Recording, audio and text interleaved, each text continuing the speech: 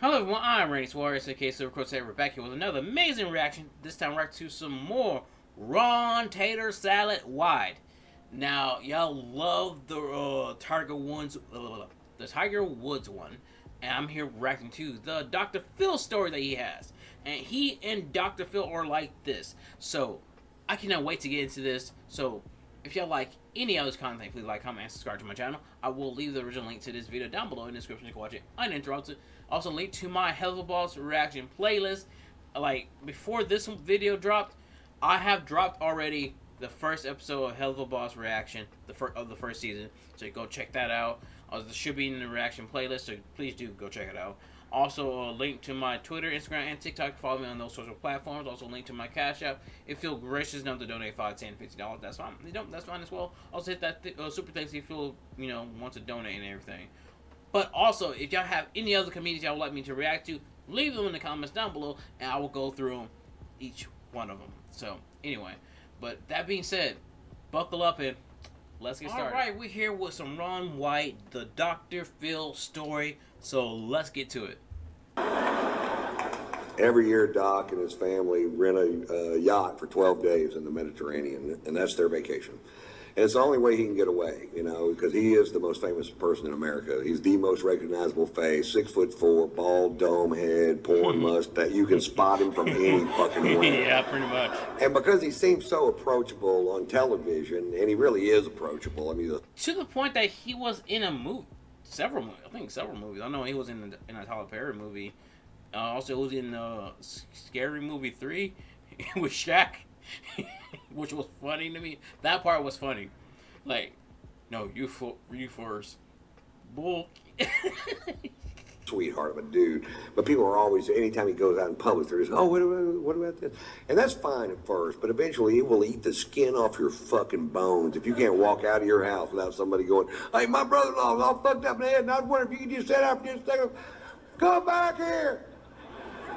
Asshole! And that's exactly how it happens. I've seen it, and so that's what they do. Well, this summer, my wife and I went on vacation to France and Monaco, and I need a break too. Sometimes I do 140 cities a year. I do more dates than any other comic, more cities than any other comic working the day because I just love fucking doing it. And 20 minutes from now, nobody's gonna give a fuck about what I have to say. So yeah, it's something that I express to certain people. The reason why I do YouTube as well. Yes, it does taxing. That's the reason why I do take breaks periodically. But I do love doing it. And it's not work if you love doing it. It's what I explained to my fiance because she wants to start doing this too. Where she needs to get the equipment and all this stuff like that, yada yada, which I'm something I have to help her out with. And I have to tell her, telling her, once you get in your own stride about doing this, it does not feel like work. It feels so much fun. While they do, I believe I'll do a lot of shows. Eh? So we're in France and Monaco and having a great time, man. We're just I'm really in love with my wife. She's so talented. We have a fun life together, and we're there. And then one day the phone rings and it's Doc, and he goes, "Aren't you guys in Monaco?" And I said, "Yeah." He goes, "We're going to be in Monaco tomorrow. Why don't you come party on the yacht?" And I said, "Fuck yeah." Real. Which is what you say if somebody says, "You want to come party on the yacht?" You go, "Fuck yeah." In fact, let's try it one time. You want to come party on the yacht? Fuck yeah. I don't have a yacht. So I was like, yeah, fuck, this is great, man. We're excited. We were down there. We were staying at the Fairmont Hotel overlooking the little yacht harbor in Monaco. Very cool place. And we were down there looking at the yachts the day before going, wouldn't it be cool if you knew somebody that had one of these things? You could just hop on it and fucking throw it the fuck down. And it's everybody's yacht, man. This is yacht heaven. This is Steve Wynn's yacht, Prince Albert of Monaco's yacht. This is that Russian dude with the tiny giraffes.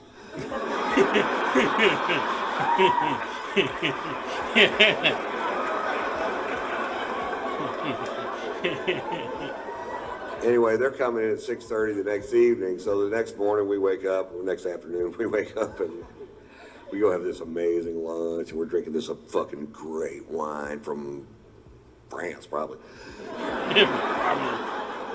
That'd be my guess if I had to guess, and I did have to guess. France.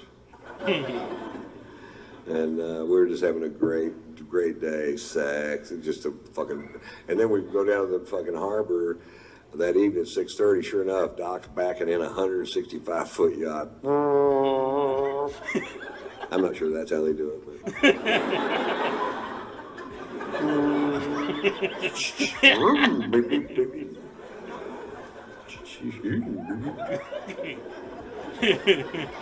I don't think so so. the only way to get on the yacht is to walk on this gangplank to get on the yacht. And I'm walking on the gangplank going, nobody's stopping me. And we get on the yacht, and there's our friends from California halfway around the world. Are you fucking kidding me? How much fun are we having? I'm hugging everybody. There's a bunch of people on the yacht. We're hugging. Anytime I'm hugging you and I'm in a strange place, what I'm really doing is looking over your shoulder trying to find a bar. That's why I'm turning you. Note to self, if I ever meet Ron White, just give him a nice freaking whiskey so he doesn't have to do that.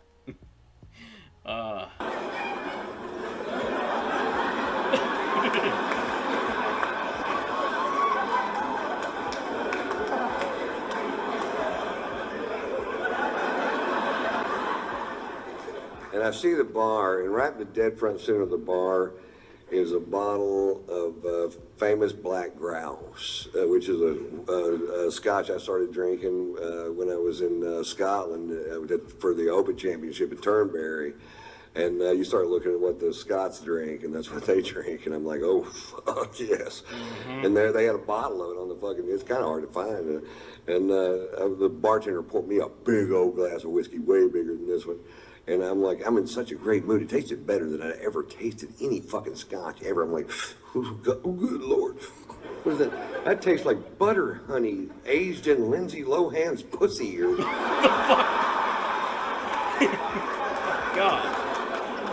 Oh, Ron. It tasted so good, I decided to skip dinner. And just have a couple more of them. I'm gonna scare me up another one of these. How about one more? All right. I hadn't had a drink since lunch. I was fucking thirsty. I was going at it, you know. And Doc noticed I was really drinking hard, and he goes, boy, you're really drinking tonight, Ron. I said, yeah, Doc, some nights it just tastes like spring water. He goes, why don't you just drink spring water, Ron? I don't know, I'm not a fucking doctor.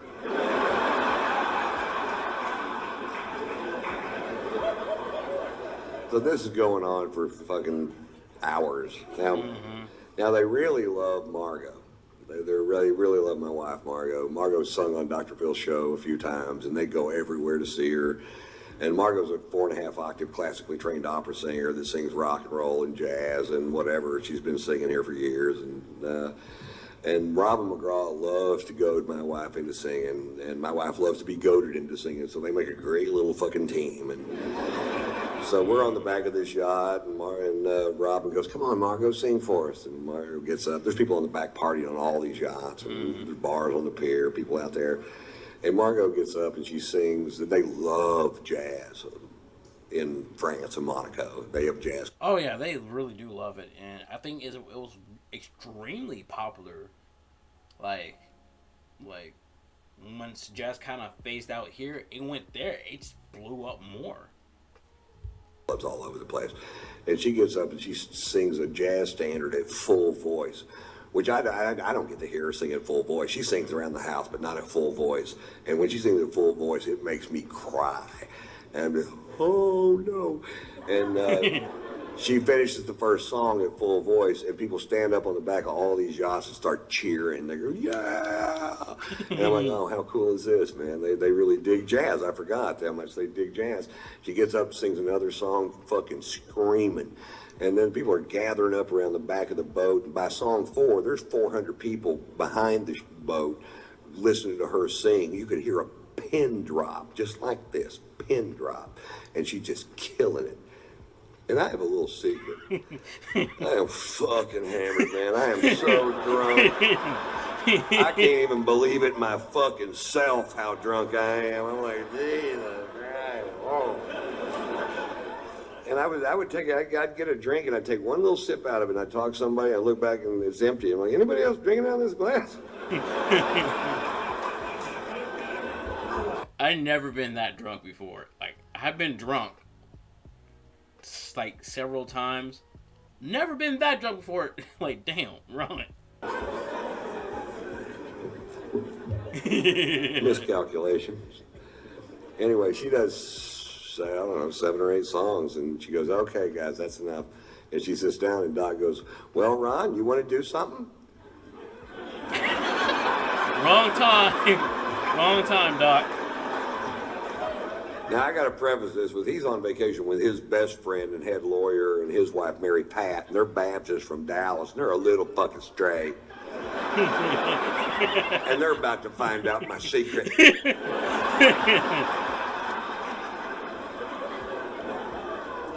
About 20 years ago, I was doing a bit that was so vile that I only did it for about a week, and I just quit doing it. I'm like, this is not the direction I want to take my crowds or my show, and I have no idea why I picked that night to dust her off and take her for a spin.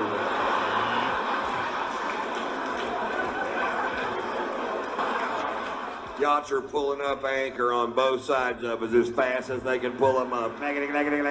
They're leaving the harbor so fast there's a surfable wake.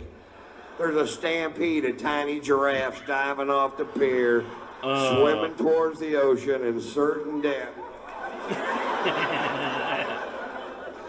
People are pulling their kids off the pier. I went, I don't think they hurt me. I'm going to do it again.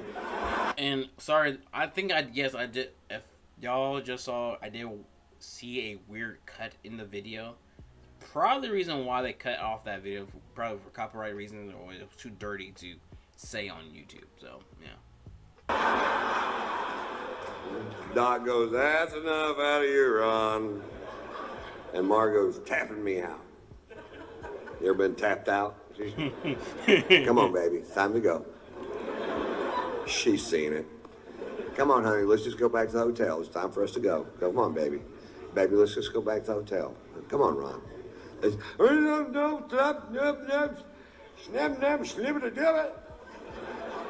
I speak fluent drunk. That means I don't know why you want to why you want to leave. I'm having a perfectly good time. No. Turns out there was a consensus. I'm like, okay, I'll leave. Now, the only way to get off the ship is to walk back off that gangplank, and at the end of the gangplank, there's an 18-inch drop-off, and my wife's in front of me, Margot's in front of me, and I get to the end of the gangplank, Doc goes, big step, Ron. I said, thanks, Doc, thinking I'd made a big step towards some fuck. I don't know, he's a big psychologist, not me. It's amazing how much speed you can pick up in 18 inches. It's nothing like falling over on the same level that you're already on. I slammed down to that fucking pier. I landed square on this elbow, dislocated this shoulder, put a 4-inch gash down the back of my arm, and I was so drunk I just bounced off that pier.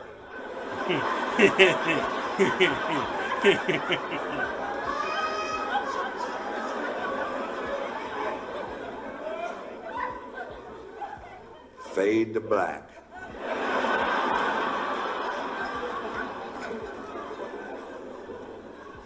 I wake up the next morning with the shoe buddies. All I can do is lay there in bed and go, shoe buddy.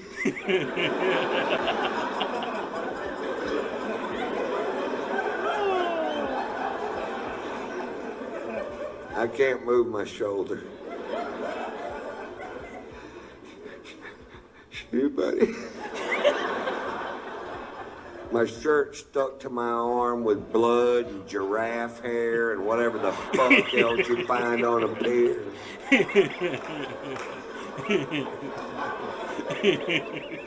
Shoe buddy. I have a wet Jolly Rancher in my armpit. Sour apple. Had to cut it out with a pair of scissors. You almost can't eat them after that. Oh.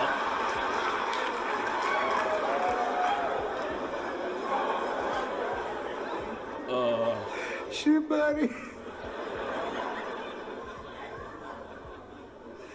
I slowly opened my aching fucking eyes. And there's Margot.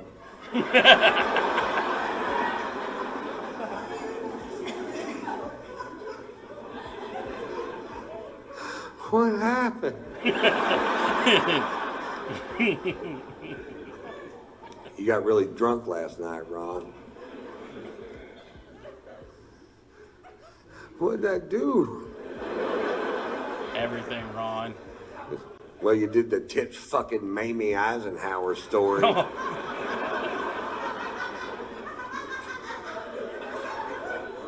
Did Mary Pat laugh?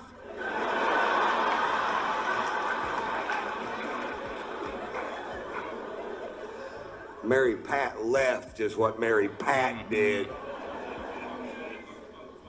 Shoot, buddy. You think they're going to invite us back over to party on the yacht today? I doubt it, Ron. Because I don't know what's going to happen now, Ron. I don't know. He walks out of the room, slams the door. And I just start berating myself. I'm like, why do you do that, Ron? Why do you get so drunk it ruins things for other people? Why can't you just drink like a regular goddamn person? Is that too much to ask? You have a wonderful son and a beautiful wife, a great career. Why don't you make some changes in your life that'll make a difference in the long run? And about then the phone rang and it was Doc and he goes, you guys gonna come party on the yacht? And I said, fuck yeah. Round 2. Round freaking 2. Let's go. I never been that drunk before, like, to the point that I'm hurting myself. I have been drunk before to the point that I don't even remember getting to my house. Thank God I wasn't driving back then, but still though.